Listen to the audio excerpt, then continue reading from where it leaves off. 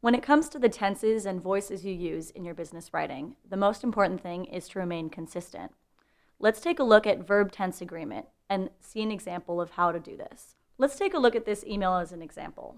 In the beginning, it's starting off in the present tense. The internet has changed the face of entrepreneurship around the globe, and this is perhaps no more evident than in the United States. Startups now have origins with founders from all walks of life, etc., etc. Now let's skip down to the statistics we see in the bullet points. 21.8% of entrepreneurs came from lower class backgrounds. Also, the average age of entrepreneurs when starting up was 40. We suddenly changed from the present tense to the past tense. And while this shift may seem innocuous, it looks bad to have a verb tense agreement shifting from the present to the past. You want to try to avoid this because it looks inconsistent.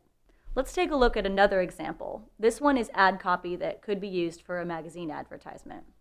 Kathy wanted a better distribution option and needs a quick solution. You can see with the verb wanted being in the past and the verb needs being in the present that we switch tenses from past to present. That's not the best idea when writing out a sentence like this because it might confuse people as to what Kathy wanted and when she wanted it. Try to stick to one tense, such as Kathy wanted a better distribution option and needed a quick solution. Or Kathy wants a better distribution option and needs a quick solution. Either of those two would be preferable. Next, let's talk about active versus passive voice. It's best practice to avoid passive voice because active voice is much more effective in encouraging people to take action and it sounds a lot more definitive.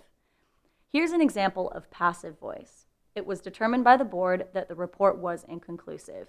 The reason this sentence is considered passive is the first part that says it was determined by the board. A better way to say this was, the board determined that the report was inconclusive.